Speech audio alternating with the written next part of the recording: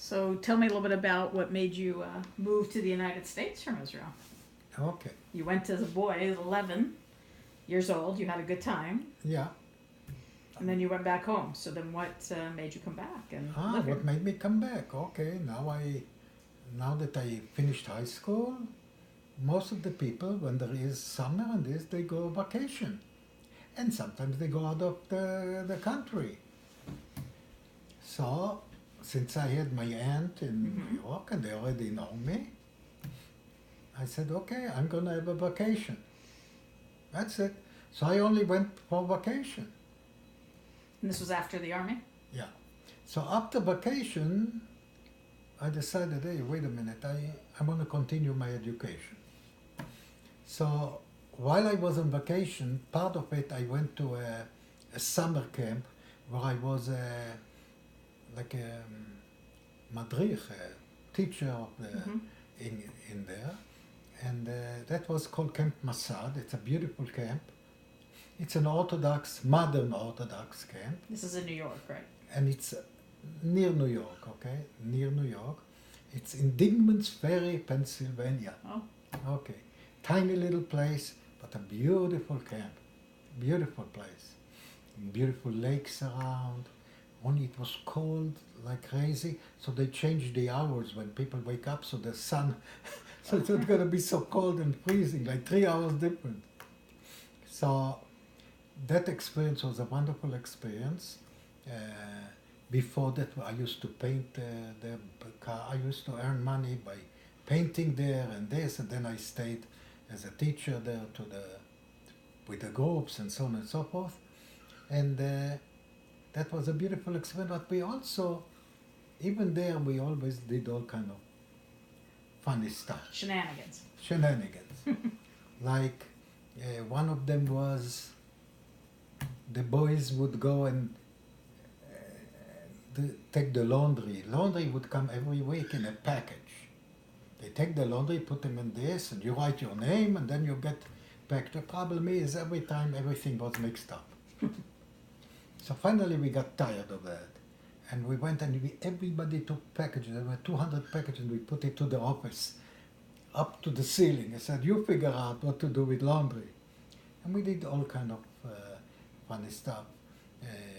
To the girls, we did all kind of fooling around with girls.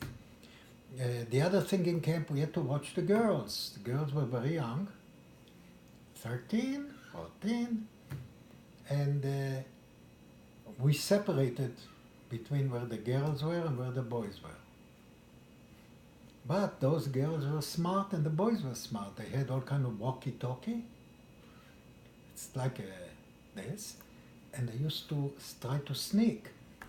And they were sneaking. And then they come back.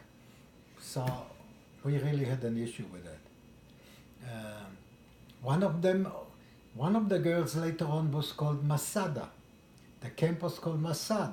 So I asked my friend, tell me, I wasn't in the first year in camp. He said, why is this girl called Masada?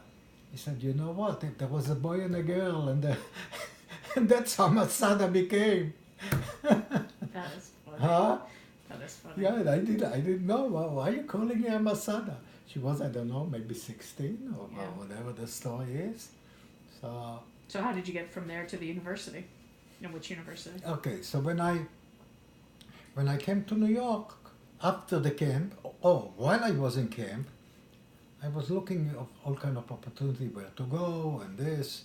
I could have gone to Brooklyn and all kind of colleges. One was the Polytechnic Institute in Brooklyn, was a very good school. One is New York, in New York was another school. But my rabbi, who was the rabbi in there, was a very modern rabbi, Rabbi Bernstein, and he was the head of all the modern Orthodox, and who was really accused by the real Orthodox as being too lenient. too lenient, and they really almost tried to get him out of the whole thing. He was a major teacher at the Yeshiva University. He said, Uri, well, what do you care about becoming an electronic? Come join Yeshiva University studying math and physics and Judaism. Forget about it. So I said, you know what, I might try that. And he said, not only that, he said, I'll make sure you won't even have to pay anything if you'd get a decent grade. So that's how I wound up in Yeshiva University, and got finished BA, and later on went to Georgia State, moved to another state, and got my master's. And that's my story. So really, originally, I was going to be just going for vacation. What happened is, how did I change my status? Because when you come as a tourist, you got to leave after a while. Okay? So while I was studying, they kept me okay, they allowed me to stay as a visiting student, whatever. But later on, I had to prove, they wanted me to go home. What saved me at that time was that I studied math and physics. Because that was the time when the Russians already had the Sputnik out in the air, and they were looking somehow to match up, to catch up with the Russians. Ah, so people were studying math. So even if you had a BA, they didn't care. They just let you. So I took a lawyer, and for $100, he said, okay, let's put this down. I looked on, and so I became an American citizen as a result of it. Sometimes it was difficult to become a citizen. Yeah. And for Gila, it was very difficult to become a citizen. I don't know if you know the stories of her. Do you know? Keep going. No, she'll tell you. She'll tell you the story. All I know, they almost kicked her home. I know. So yeah, that I know from her story. That if you don't, So you're going to the yeshiva, and did I come along when you were at the yeshiva? Yeah, while I was in yeshiva, and I lived right between Rosie and Elsie. I get along, and Rosie and Elsie, they were the best people to take care of you. I want you to know. Oh yeah. I know. Yeah, Gila was very busy, and I was busy, but Gila was really mostly into studies and into that. So Rosie had to go feed you, change your diapers, and all those things. So I don't know if you remember Rosie. You probably don't. Of course I do. Yeah. And Not from then, but Not from being then. older. Yeah. Huh?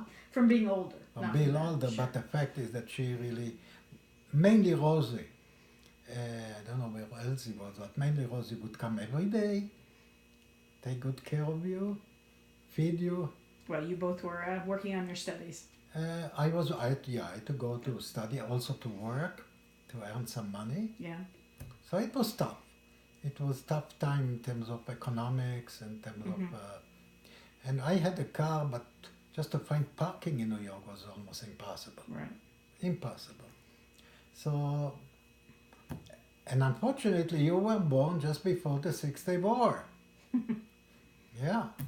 So that's why I stayed for a while before anything else, 6-Day War. So didn't want to leave you alone. Ah.